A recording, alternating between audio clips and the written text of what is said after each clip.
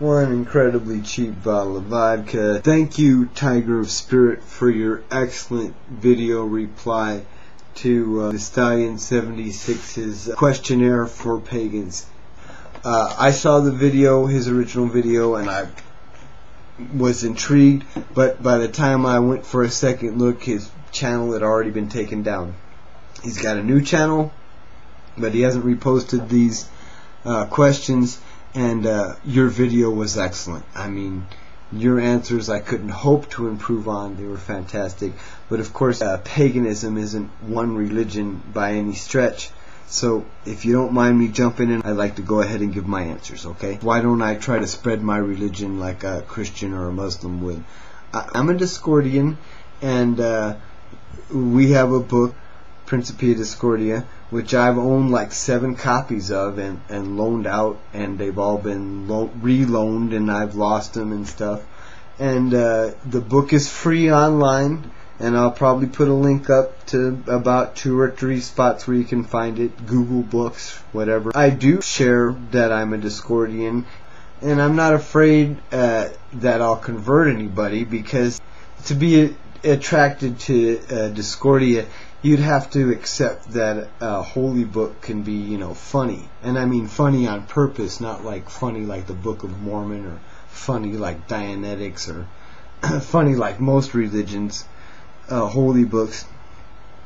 And I don't think most people are ready to accept a religion with punchlines. Why did Christians kill pagans or burn pagan materials and stuff? And question 3, what do I think about Bible heroes killing pagans? Look, it's all about competition. You want me to, feel bad about historical atrocities? I'm a white American male. There's a whole list of atrocities for me to contemplate before I get around to biblical atrocities, medieval atrocities, Renaissance atrocities. I mean, what I lament is the loss of the lore. Do I think, sex is immoral or homosexuality? Of course not. This is why do Christians have problems with alternate sex? You gotta understand how old the religion is and the purposes that it served in society in the past. Encouraging monogamous relationships was probably really good for holding the tribe together and discouraging the transmission of sexual diseases. What happens to us when we die? We lay there and decompose. Is it against my religion to marry an atheist? Absolutely not. Did Jesus teach one unique thing? This is a question that asks for a lot of speculation. The biblical Jesus is just so unlikely. So you're asking me about a historical rabbi during the Roman occupation with a name of Jesus or like Jesus, and would he? I mean, when we're dissolving down, I'm gonna have to say, yeah, he probably taught something new. He at least taught that these ideas should be accepted by that community. He would be, a Jewish reformer or a radical rabbi or something like that. I mean, all the myths about Jesus were 100 years old and more before his supposed lifetime. But the way the question is asked, I would have to say, at least they were new ideas for the group that he brought them to. Why did Christians steal the pagan holidays? The same as before. It's all about power. It's all about competition. And they didn't just steal the holidays. I mean, in a lot of places they stole the holy sites. If an atheist and a Christian were hanging off a cliff by my hands, he starts to question off in my hands, so if I don't let go of one of them, I die too.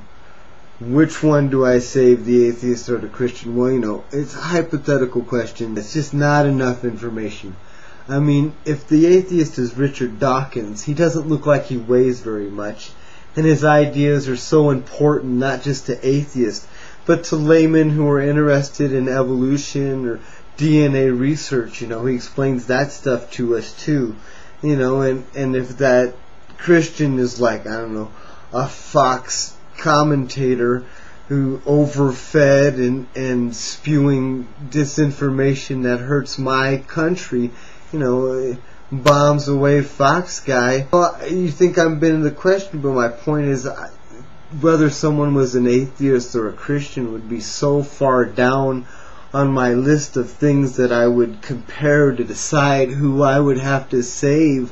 The real answer is probably whoever was in my right hand, because that's the stronger hand.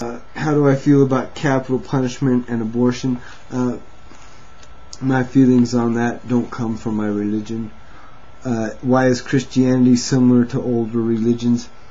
I mean, it is and it isn't. I mean, all the myths are older, but I think it was probably revolutionary in terms of organization and finding ways to spread its religion, and that's how it managed to conquer the West. How is a pagan different than a fluffy bunny? I don't know if this is like a really stupid question or a really smart question. If it's a really stupid question, the answer is probably something like scientific classification. How to become a pagan varies completely by religion. To become a Discordian, it's up to you. Decide to become a Discordian. If you need to tell somebody, tell somebody. If you feel like you have to have a priest, become a priest. Did I grow up in a Christian household? Yes, absolutely. How would I describe my god or goddess? Because I would say this: human beings are limited by scale. So when we have to think of really big things, really small things, or really complicated things, we use metaphors or symbols. And Eris is the Greek goddess of discord or chaos. If I had a second choice of religion, it would totally be atheist. The philosopher who said if God did not exist, it would be necessary to invent him. I'm sure I'm paraphrasing badly. I think the truth is just the opposite. If that Judeo-Christian God did exist, it would be necessary to oppose him in every way possible. Does nature feel sorry for what happens to me? That's one of the... If you're looking for justice in the world, nature is there for you, because it doesn't care whether you're rich or poor. The rain falls, the sun shines, the earth shakes, the volcano blows, the tide comes and goes. Period. So generally it is better to be rich. Okay, what would it take for me to go against my morals? Again, this supposes that my morals come from my religion. In fact, I think that people who get their morals from their religion are dangerous, because the religion can give them a check to ignore those morals. Would I give up my religion for world peace? Me being able to make a mental shift and have it affect world peace would be a real realignment of how I understand things work, so that in itself would be a real fundamental change in my ideas. And I don't know that world peace is 100% a good idea. Not that I want anyone to suffer, but I think people struggle, and we struggle against each other, and the result is progress.